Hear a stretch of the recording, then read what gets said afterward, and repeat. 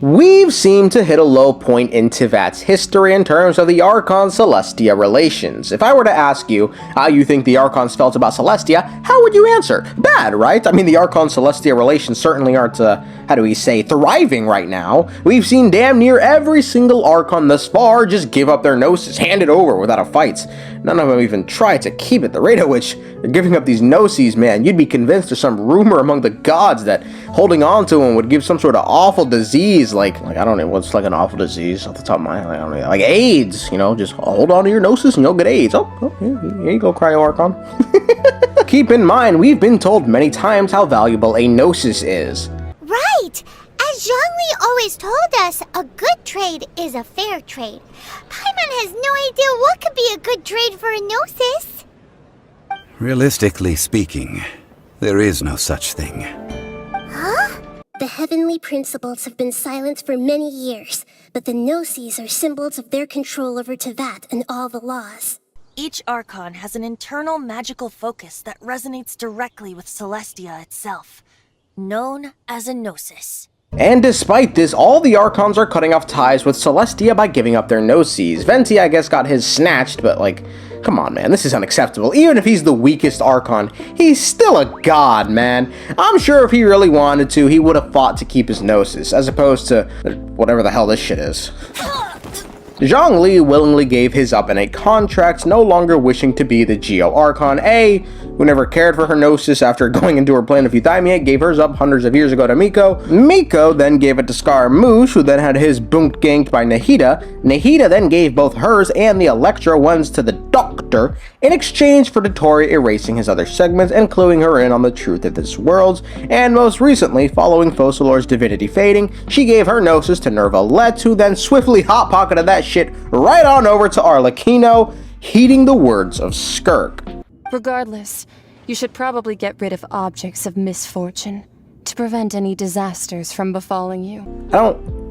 Maybe they're objects of misfortune because a god has quite literally assembled the Justice League to hunt down all the other gods who have a Gnosis, but what do I know? These turn of events is none too surprising when the Archons speak of Celestia or the Heavenly Principles, Zhongli being the only real exception who speaks of them in a mostly neutral tone. Ace stunlocked an entire nation for fear of them, Nahida called their laws meaningless, and Focalor's remarked she would have loved to judge them. Shortly before, destroying their throne. The thing about these opinions of Celestia is that they're all formed in a post-Khaenriah-less world, so of course the Archons, especially the newer ones, aren't going to have a favorable opinion of Celestia, given whatever happened at Khaenriah was deemed so especially heinous that all the Archons just stopped meeting with one another. So what about before Khaenriah was destroyed? What did they think of Celestia then? Well, lucky for us, we actually do have at least one Archon's thoughts on Celestia from around 1,000 years ago, 500 years before the Cataclysm even happened, and it's Venti. In the manga,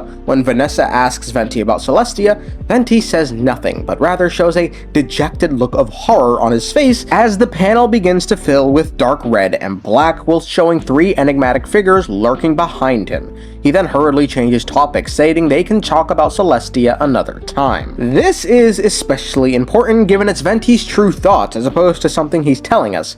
You ask him about Celestia now, he says something completely different. Celestia? I'm not sure even I could fly that far. In any case, the water there tastes foul, and the fruit is bland.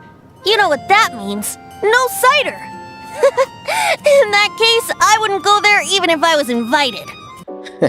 yeah. Invited, yeah. Yeah, that's what they do. They're known for inviting. Okie dokie. Anyway, focusing more on Venti's manga answer, it's clear that Celestia had put the fear of God into him long before Khaenriah had even occurred. And while yes, Khaenriah isn't the first nation to be put to death by Celestia, Archons hadn't even existed when those early cities were wiped out, so they can't have played a part in it, which means that either A, Venti somehow didn't know Celestia has a history of destroying cities, or B, Venti knew about their history of destroying cities but decided to become their crony anyway. It's not like the position of Archonhood was forced onto him. This statement is only even remotely true in Egeria's case. Venti was a wisp who became a god, who then became Archon, presumably to obtain enough power to reinvent and protect New Mondstadt. However, is this wrong then to work for an organization you may believe to be morally reprehensible incomprehensible to further your own goals. However, it seems that's not all he did, as later on he, along with every Archon except for Greater Lord Rukkhadevata, was summoned to Khaenriah, where they played an unknown role during the Cataclysm. Whether or not they directly had a role in Goomba blasting Khaenriah is not known. Some Archons, like Egeria, were actually at Tunagi Hollow as opposed to Khaenriah, and Tunagi Hollow is also the place where Greater Lord Rukkhadevata would eventually wind up. Now granted, Tunagi Hollow was like just right above Khaenriah, but the only Archon thus far we know for a fact was actually in Khaenriah, see, I was going somewhere with this, was Makoto. We've yet to ask Venti about Khaenriah for some godforsaken fucking reasoning. And Zhonlgi we did ask, but he simply refused to answer, so... I cannot say. Why? You can't even give us a thread of information? This is so important to us. I understand. But I must apologize. This is my contract. Well done to MiHoYo. Y'all motherfuckers are dodging these Khaenriah bullets like you're right out the fucking Avatar, man. If it is okay then for some wrong to be done for the sake of humanity, how is that any different then? The Primordial One, a progenitor god hailing from beyond the stars, arriving to Teyvat, claiming this world as its own after beating the Sovereigns fair and square, mind you. Actually, not even. They were outnumbered, but they still took on the fight and won, and the Sovereigns still continue to bitch. It doesn't matter. And then creating humanity. That's the ultimate greatest good, is it not? One other thing I wanted to focus on was the three enigmatic figures in Venti's recollection of Celestia. I have always been of the opinion that the heavenly principles refers to both the individual, that being the primordial one, and the natural order of this world, also known as the laws created by Phanes and the Four Shades. We know Phanes did not prepare this world on its own, as someone like the Shade of Life helped Phanes to populate the earth with all kinds of life. So I think that makes it sound like they fucked. They didn't...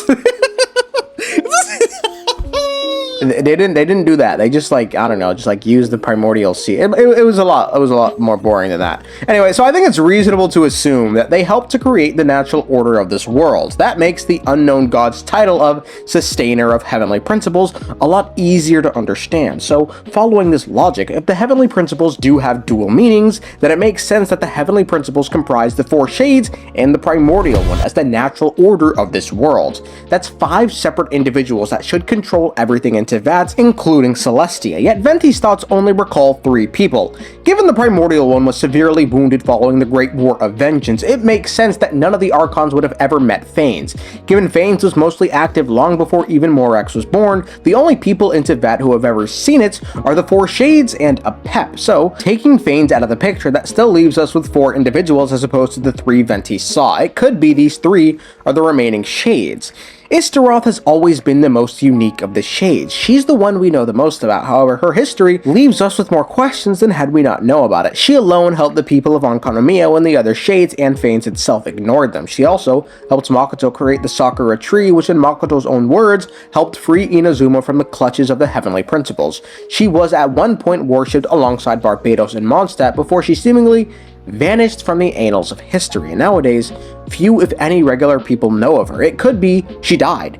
And, you know, given she and Venti must have known each other, this left an especially bad impression on Venti. If she really is gone, then this does in fact leave us with 3 Shades that could match the 3 individuals Venti recalls. Or, and this is honestly what I'm leaning towards, it could be these 3 aren't Shades, none of them look like females, which I'm assuming all the Shades are, because money! It could be these 3 aren't Shades at all and are merely a personification of how Venti perceives Celestia. You decide.